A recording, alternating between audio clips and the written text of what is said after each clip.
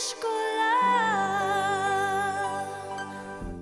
Pinakamahirap na trabaho raw ang pagiging magulang, lalo na kung sabay na ginagampanan ang papel ng pagiging haligi at ilaw sa isang tahanan. Sa kabila ng pagkakaroon ng kapansanan sa paningin, mag-isang itinataguyod ni Lea ang buhay ng dalawang anak na nasa kanyang pangangalaga. Hindi man daw niya nakikita, ramdam niya ang hirap na nararanasan. Lalo na ng bunso nilang dinurugtungan na lang ang paghinga ng aparatong para lamang sana sa mga isda. Halos buong buhay ni Annalyn, isinantabi niya ang pansariling kapakanan para sa 7 kapatid na may kapansanan. Pero siya naman ngayon ang may karamdaman. Nag-aalala si Annalyn, paano pa siya magiging haliging makakapitan ng mga kapatid? Magandang gabi po mga kapuso. Walang problemang hindi kayang malampasan. Walang pagsubok na hindi kayang pagtagumpayan. Ang mga pangarap may katuparan dito sa Wish Ko Lang. Isang aksidente ang naging dahilan kung bakit nabuhay si Lea sa madilim na mundo. Pero nawala man ang kanyang paningin, pinipilit niya pa ring magsilbing ilaw sa 2 anak na kasama niya sa buhay.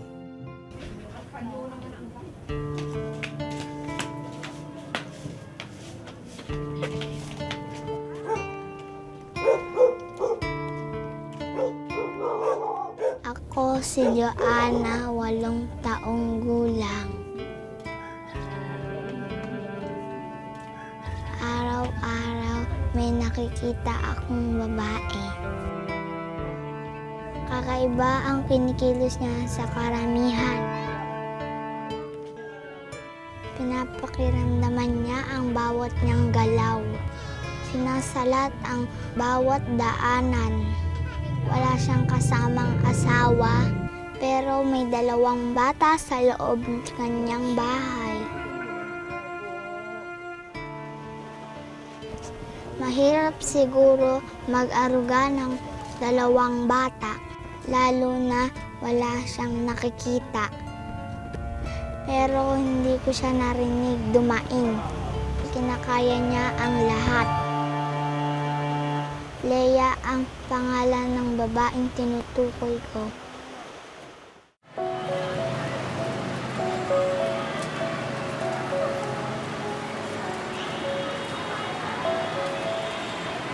Naintindihan mo yung sinabi ng pari kanina, Lea. Opo, Tay. Ang sabi po niya, ang Diyos daw po ay ang liwanag ng mundo. Ay lahat daw po ng hindi nakakakita ay makakakita hanggat sila ay naniniwala sa Kanya. Ang galing ng anak ko, nagmana sa ama. Hoy, hoy, hoy. Anong sinabi mo? Mano yan sa akin, oh. Siyempre. Mata-mata pa lang eh. Uy, Lobo! Ay, pinto na ako.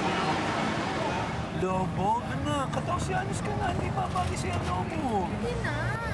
Hindi nga pwede. Isa pa, binigay ko ng pera natin sa simbahan.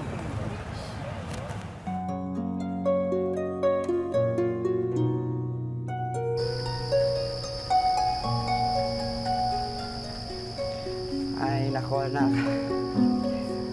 Nag-aral ka na ba, anak? Magmula nang dumating tayo mula sa simbahan, wala ka nang ginawa, kundi laruin yung pulang lobo. May pasok ka na bukas. Nagawa mo na ba yung mga assignments mo? Maya na po, Nay. Ano, mamaya? Wala ka bang pagpapahalaga sa edukasyon, anak? Paano kung pagtanda mo? Yan na nga lang ang ipapamana namin sa'yo at ipamamana mo sa magiging anak mo. Opo, Nay. Yan ang tama, anak, ha? Sige, tulog na ako, ha?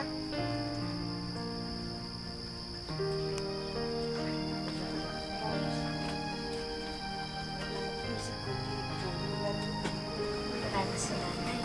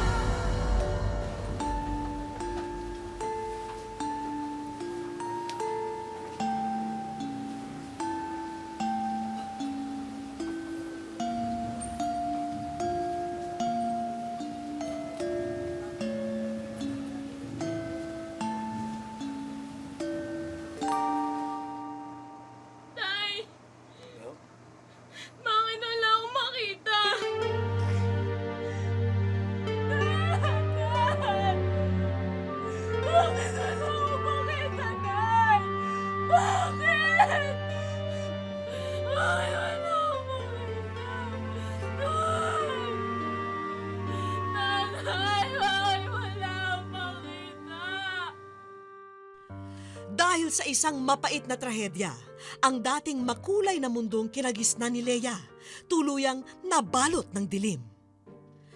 At tila kasabay ng paglaho ng kanyang paningin, ang paglamlam ng mga pangarap ni Leia. Anak, kumain ka na 5 araw ka na hindi kumakain. Ano ba? Anak, pinapatay mo ba ang sarili mo? Oo, Inay. Gusto ko na mamatay. Pabayaan niya na akong sumunod kay tatay. Wala nang kwentang mabuhay pa ako. Pabayaan niya na Huwag kang akong mag-isip ng mamatay. ganyan. Huwag kang mawalan ng pag-asa. Huwag kang hinaan ng loob. Anak, magpakatatag ka na.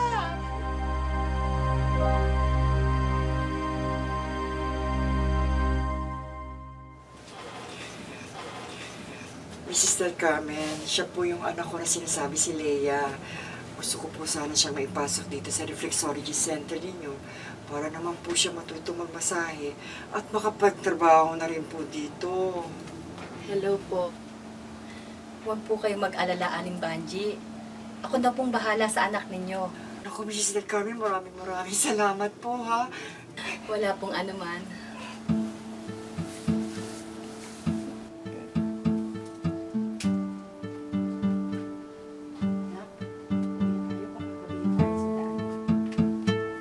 Ma'am, Uuwi na ba kayo, Leia? oo, Alan. May pasok pa kasi itong anak ko bukas eh. Pwede ba akong makisabay na sa inyo, ha? Ikaw bahala. Wala pa namang magagalit. Wala naman.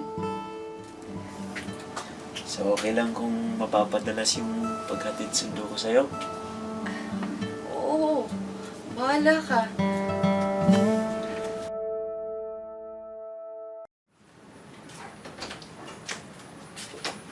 Tay, ito na po yung pinabili nyo. Lagay mo dyan sa ibabaw ng mesa. Hoy! Ilang beses ko bang sasabihin sa'yo, ha? Na huwag mo akong tatawaging tatay, ha? Dahil hindi kita tunay na anak, ha? Naiintindihan mo ba ako, ha? Naiintindihan mo? Alan? Alan? Alan, bakit umiiyak na naman si Joanna? Ano na naman ang sinabi mo sa bata? At bakit wala ka nga pala sa trabaho kanina? Ilang araw ka na hindi pumapasok ka. Ang sabi ni Mrs. Del Carmen, baka tanggalin ka na raw niya. Hindi tanggalin niya, ha? Sino bang tinatakot niya, ha? Ano ka ba naman, Alan? Kabuhanan ko na. Dapat nag-uumpisa na ako magpahinga. Eh ako pa rin ang kumakayod para sa pamilya natin eh. Mahiyahiya ka naman! Hoy! Nagre-reklamo ka, ha? Nagre-reklamo ka? Eh di lumayas ka, ha? Oo, Lumayas kayong mag-iina dito! lalayas talaga kami. Maghintay ka lang, lalayas talaga. Oo, lumayas kayo! Ang sama na ako sa ginagawa mo! Kayo din! Hindi pa ba sinabi kong lumayas ka? Lumayas ka!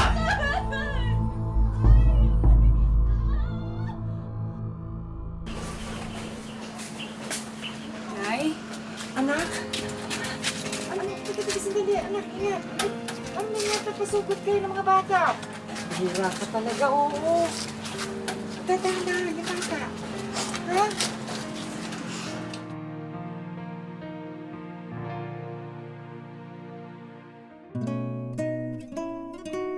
Ang kanyang ina na kailan may hindi raw siya iniwan, lalo na sa pagpapalaki ng kanyang mga anak. Pero tila mapagbiro talaga ang tadhana kay Leia. Pumanaw ang butihin niyang ina, ilang buwan lamang ang nakararaan. Kailangan maging matatag ka. Tulad ngayon, wala kaming kasamang talagang gumagabay. At wala na rin kasi yung nanay ko. Nandyan lagi sa tabi namin na tumutulong. Na ipakita ko naman sa anak ko na kung gaano ko kamahal ang lola niya. Ang natitira na lamang niyang karamay, ang 8 taong gulang na anak na si Joanna, na napilitan na ring tumigil muna sa pag-aaral para tulungan ang kanyang pamilya. Hindi na rin po ako malaging pumapasok. Kahit nasabi niya, Mama, pumasok ako. Pero di may mama na magawa kasi wala siyang gabay.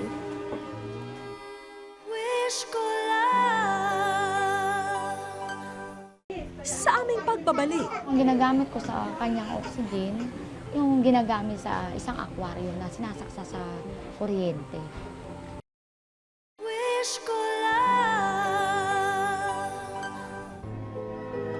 hindi pa man natutuyo ang luha sa mga mata ni Lea, muli na naman siyang sinusubukan ng tadhana. Nang isilang kasi ang ikalawa niyang anghel, tila dumagdag ang mga komplikasyon sa kalusugan ng bata sa mga alalahaning kanyang pinapasan. Naka-oxygen ang anak ko dahil hirap siyang huminga. Dahil hindi nila malaman kung bakit nahihirapan yung anak ko kung saan nanggagaling. Bali ang puso niya hindi normal. Sabi na akin ng isang doktor sa PCMC, kailangan daw niya i-CT scan. Hindi man nakikita ng kanyang mga mata, ramdam daw ni Lea ang hirap na pinagdaraanan ng bunsong prinsesa.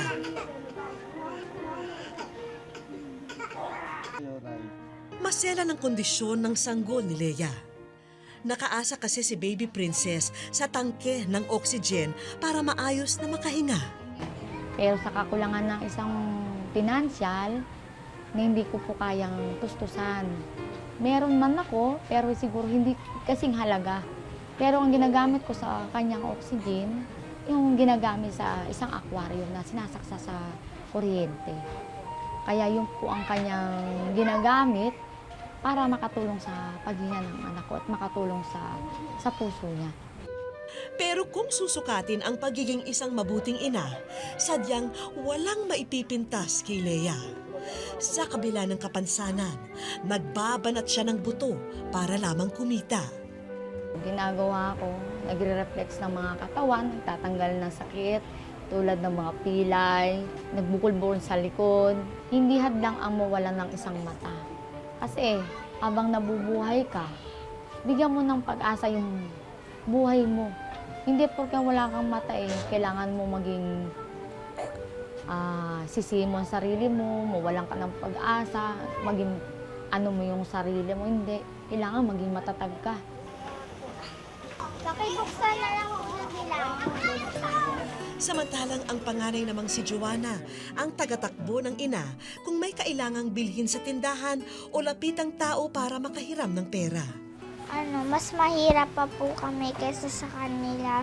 Baga may gusto silang bilhin sa bahay nila, nabibili nila kami. Pagka may gusto kaming bilhin, hindi namin mabili kasi wala din kaming pera.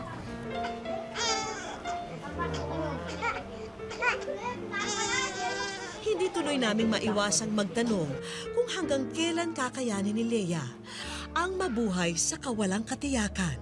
Nasagot ito ng mga higit na nakakakilala sa kanya. Hindi raw kayang tumbasan ng kahit anong nakikita ng ating mga mata ang pagmamahal na kayang ibigay ni Lea sa kanyang mga prinsesa. Ayaw ko kasing umiiyak Ayaw ko makita ko, ayaw kong maramdaman ko na ang mata ko tumutulo ng luha. Kasi mahirap sa kalagayan namin mag-ina. Ako po si Joanna, 8 taong gulang. Walang karapatan ang kahit sinong anak ang mamili ng magulang. Pero salamat sa Diyos, siya ang mama ko.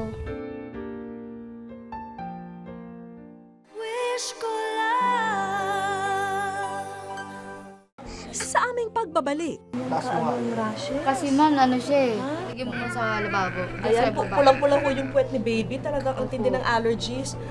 Kung isang nanay na nga, parang konting mga galos lang na kinakabahan ka na. Ito talagang nakakaano, oh.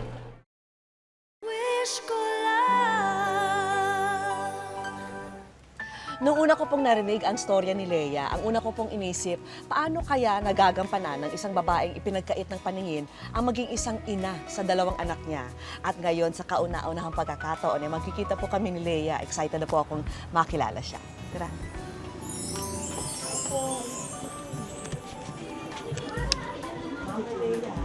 Hello po! Ako si Vicky!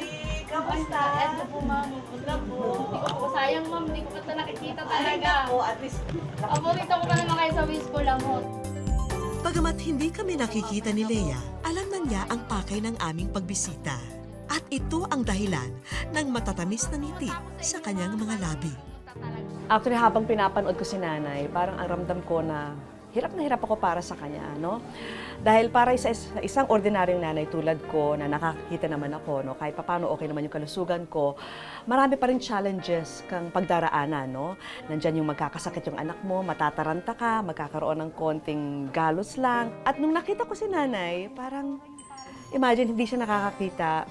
Yung anak niya may karamdaman pa, hindi gaano nakakahinga, hindi gaano nakakainom ng gatas. Kita nyo naman, medyo malnourished yung bata, no? Dahil siguro hirap siya kumain. Iniisip ko, paano kaya niya nagagawa ito, no? Nabatid kong wala kami halos ipinag-iba, lalong-lalo na sa pag-aaruga sa aming mga anak. Ang bata kasi, pag baby pa lang, hindi siguro sila masyado pag nakakakita, no? So talagang umaasa yung baby sa loving touch ng nanay. At yun ang talagang nakikita kong bond sa pagitan ni Lea at ng anak niya, no? Yung nakikita natin kanina, no, nung habang umiiyak yung bata, kinarga ni nanay, tinapat sa kanyang dibdib. At okay na siya, nanahimik na at nakatulog na yung baby. So siguro yun ang pinaka-importante pag ganong age ka, lalo na, you know, medyo mahina yung bata, may karamdaman siya. Pag niyayakap ni mommy, parang okay na siya, okay na yung bata. Ina sa ina, personal kong pinakinggan ang bawat kwento niya. Kasi kaya siya meron siya pacifier dito. Kasi para po yung gatas bumaba. Kasi opo. Kasi kung hindi maiipon, matagal na sumipsip. Tsaka ito, medyo hindi ko maano sa kanya, baka matusok ko yung pinaka-lalamunan niya. Mukhang malakas si nanay mukhang malakas ang personality, matapang si nanay. Gusto niya talaga na malampasan itong lahat, no? Marami siyang options.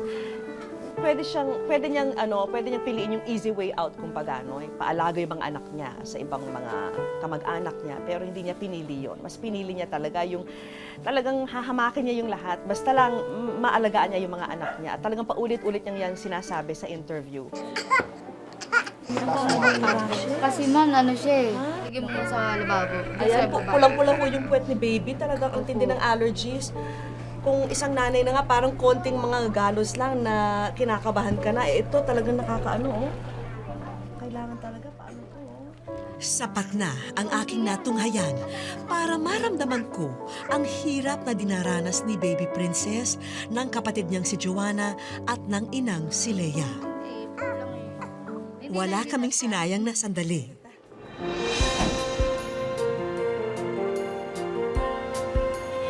Makaraan ang ilang buwan, ngayon lamang ulit magpapakonsulta sa mga espesyalista si Baby Princess. Hi! Si Mami ba ito? Pahiram! Ay, may clap palate pala eh! Butas pala yung alanganan niya eh. O, anak. So yun siguro ang dahilan kaya hindi siya nakakakain.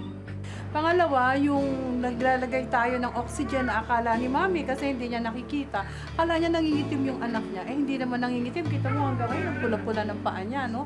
So, pwede natin ngayon tanggalin ang oxygen. Pag-examine ko sa kanya, wala siyang pulmonya. Wala umiiyak siya, hindi naman siya nangingitim. Kulang lang talaga siya sa timbang. Kulang siya sa pagpapakain.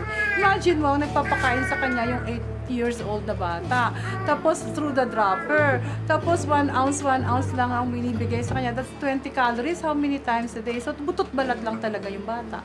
I-build up natin ngayon yung bata na papakiusapan natin ng Manila doctors. Meron naman kaming makukuha sigurong Badiad 4 para matulungan natin. Special treatment natin, gagamutin natin lahat. Kasi di nga ba, bulag si Mami, yung sa loob ng sa may puwit niya. I mean, yun na, nawala na yung balat kasi talagang mapulang-mapula na. So, gagamutin natin yon. Pangalawa, yung sa may ilong niya, yung nilalagyan ng plaster, ng oxygen, may mga sugat na. So, yon gagamutin natin yung mga infection na yon. Alam mo, dito sa Manila Doctors, kung siya ay mataba-taba lang, mga 10 pounds o kaya 10 months old siya, pwede na namin siyang pa-operahan ng cleft palate. Meron kasi kaming libreng operasyon. Bridging the gap, actually ang tawag namin doon, para magkaroon ng pagkakataong mabuhay din sila ng normal. Tila nabunutan ng tinik si Leia sa regalong natanggap niya para sa may sakit na prinsesa. Natutuwa ako na hindi na niya kailangan ng oxygen. Sinabi ng mga doktor dito sa Manila Doctor. Nung una ko pong inabutan ng bahay na ito, para mukha ho siyang madilim, makalat, kailangan po ng konting linis. Kaya ngayon, kasama ko po ang ating mga kaibigan para isaayos ko ng konti itong bahay na ito at maging mas baby-friendly para mas madaling gumaling si baby dito sa tahanan na ito. Kaya naman, habang nasa ospital pa ang mag-iina, ang pangangailangan nilang ito naman ang sunod daming tinugunan. Ayan, tingnan niyo naman to. Oh. At least ngayon, mararamdaman talaga ni Baby Princess na isa siyang tunay na prinsesa. Yan, mas magiging komportable na yung tulog niya mamayang gabi. Sinong mag-aakalang ito na ang dating bahay ni Leia? Pihadong ikatutuwa niya ang mga bagong gamit na kanyang madaratnan. Dahil bukod sa mga damit at laruan ng mga bata, isang taong supply na rin ng diaper at gatas ang iiwan namin sa kanila. Maya-maya pa'y dumating na sina Leia at Joanna para kumuha sana ng mga damit. Kailangan kasing i-admit si Baby Princess sa ospital para sa gagawing serye ng gamutan.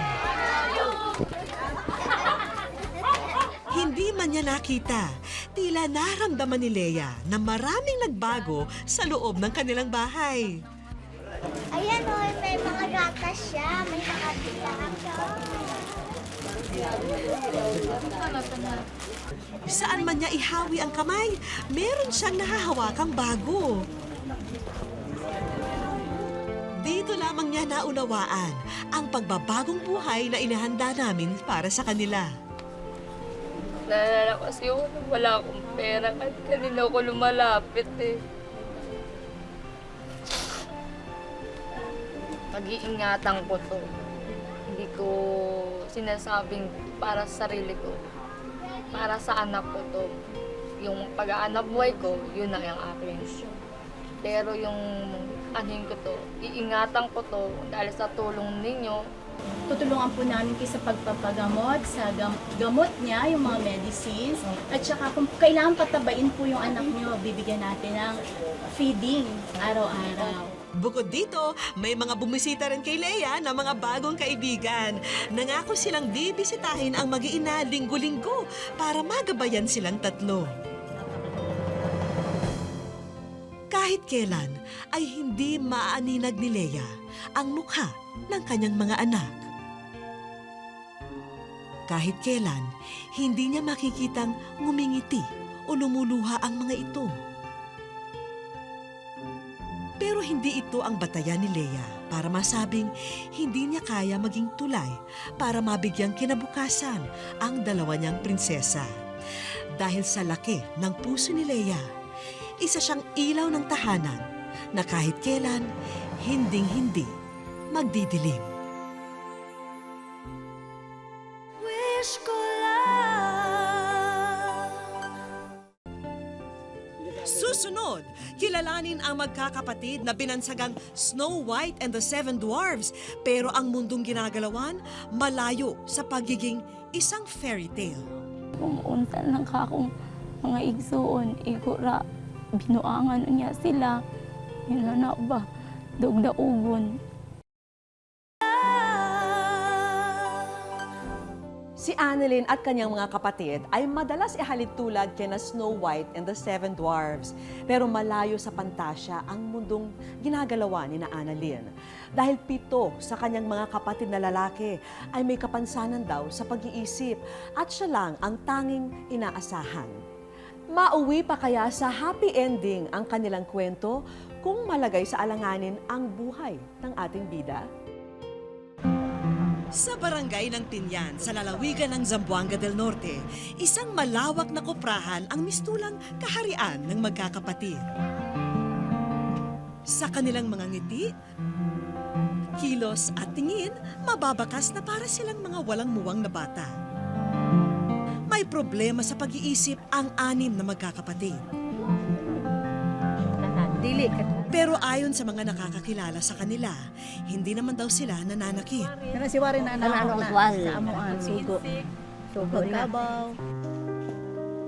Pumanaw na ang isa pa nilang kapatid na may katulad ding kapansanan. Mabuti na lang daw, biniyayaan sila sa pamilya ng isang prinsesa na handang umalalay sa kanilang kalagayan. Si Annalyn ang ikalawang bunso sa magkakapatid. Kuanan ako, kung kaugalingon nga, na kung mga abnormal jud ang mga kuan jud sila ba. Tigid ingon nga kasaligan bitaw. Then anak ko sa kung kagalingon nga mag-unsa na lang mawala na akong mama o kuan, papa. Siguro namatay na mi. Wala pa nagkuan, wala pa mi binantayan bitaw. Pero paano na kaya ang mga kapatid niyang sa kanya lang umaasa kung buhay naman niya ang malagay sa alanganin? Sina Eric, Jessie, Jenny, Ruel, Ronald at Warren. Sila ang 6 na kapatid na kasama rito ni Annalyn. Nung buhay pa raw ang kanilang kuya Edwin, Snow White and the Seven Dwarfs ang pabirong tawag ng mga tao sa kanila dahil siya ang nag-iisang babae na kasama ng 7 niyang kapatid na lalaki. Hindi raw lubos maisip ni Annalyn kung paano nagkaroon ng sakit sa pag-iisip ang 6 na miyembro ng kanilang pamilya. So itong 6 na to seem to be suffering. Para lang impression ko is mental retardation talaga. Hindi sila baliw. Oo, mga mentally retarded lang. Kasi wala namang kailangang psychotic symptoms na dapat ma-address. Nakakatulog sila, masaya sila, hindi nag-aaway. 2 taon na mula nang naulilang lubos ang magkakapatid. Kaya si Annalyn na ang tumayong ama at ina sa kanilang pamilya. Mabuti na lang daw dahil may mga taong bukas palad pa rin tumutulong sa kanila. Tulad na lamang ng amo niyang si Ricky. Masipag naman yung mga magulang na Annalyn. Kaso lang dumating ang panahon na nagkasakit tapos namatay. Hanggang sa ilang taon rin, namatay din yung asawa. Ang natira talaga yung si Annalyn lang at saka yung mga kapatid niya. Kaya kawawa naman pagka pinaalis mo pa saan sila pupunta. Kaya sila na lang rin ang inaano namin hanggang sa ngayon.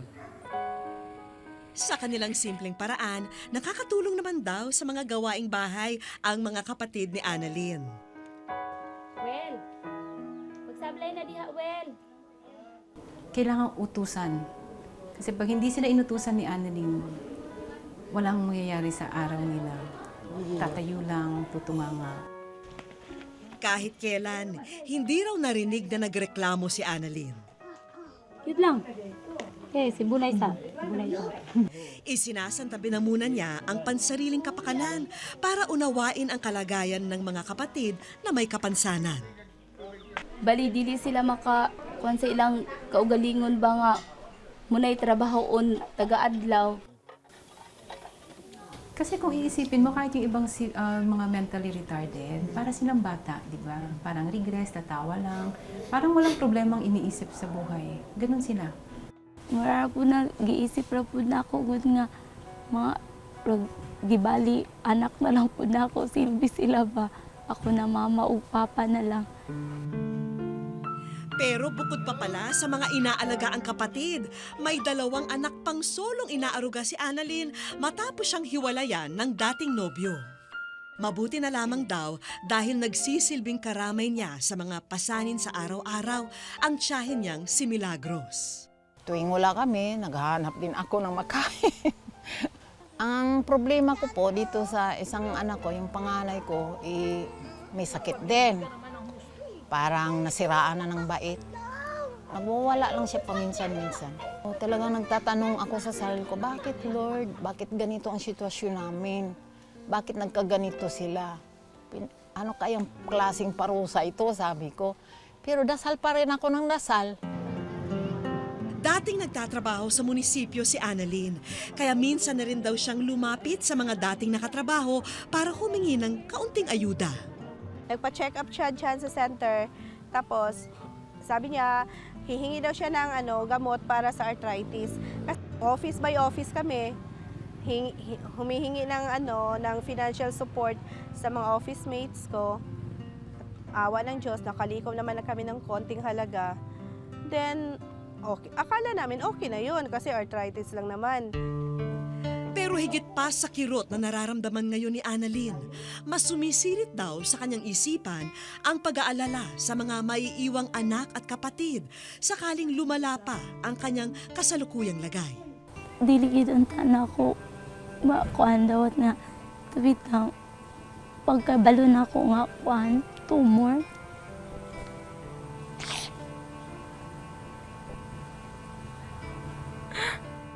Ano ko nga, mag-unsa na lang kuan, mamatay ko mag-unsa na ako mga igsuon. Luoy kayo. Gusto di kayo, kuan, naisakit. Walay kwarta. Bahala na untag kuan. Bahala na untag pobre ko, basta kay wala lang ta ko sakit. Ana, yun ani naman. Kung makayanan ko pa kaya ito, hindi ko nga rin alam kung kailan ko makayanan. Kasi dinadasal ko talaga nga, sana naman magkaroon kami ng na may makatulong sa amin, ganon. Ug mamatay kung unta ng kakong mga igsuon, igura, binuangan niya sila. Hinana ba, dugdaugon. Mahadlo ko, makuan sila. Nagkuan na sila tamay-tamayon sa mga laing tao. Bahala untag daghan akong gipang buhi, basta kay ako ra ang magkuan, magbantay nila. Kira na ako. Rek! Mga otare! Malayo na nga sa buhay ng karakter na si Snow White ang buhay ni Annalyn at ng kanyang mga kapatid. Pero umaasa pa rin siyang sa huli, mauwi pa rin ang lahat sa isang happy ending. Wish ko lang. Nako, si Warren, sa sobrang excitement, nagbihis na kaagad kahit nasa pampublikong lugar. Wish ko lang. Bago pa sila magkaroon ng kanya-kanyang lakad, niyaya namin silang mamasyal muna.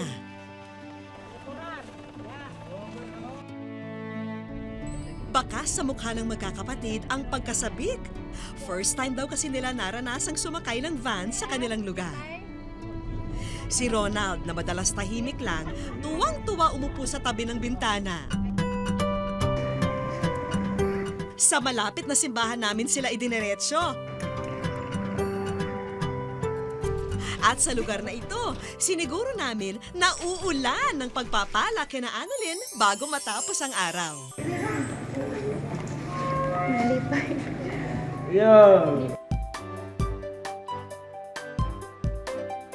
Dako nga makatabang sa mua. Tila batid na rin ni Annalyn kung sino ang humiling para sa kanya. Kaya ipinabasa na namin ang sulat ni Elvie sa Wish Ko Lang.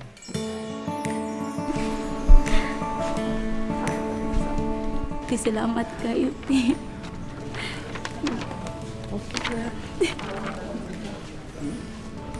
Siya lang man din ang mas nangangailangan ng tulong. Tsaka, kailangan talaga siya ng mga kapatid niya. Bumisita rin ang iba pang mga dating katrabaho ni Annalyn sa munisipyo. Hanga rin daw sila sa kanyang katatagan. And just be strong. Maging matatag lang siya, maging malakas, tsaka pray lang kay Lord. Dagan kay salamat sa mga naluoy na ako. Siyempre, may dala rin kaming regalo para sa mga kapatid na lalaki ni Annalyn. Ayos doon. Idol! At para lalong sumaya ang hapong ito, may dagdag pa kaming pwede niyong pagkaabalahan, mga alagang kambing na pwede niyo ring gawing kabuhayan.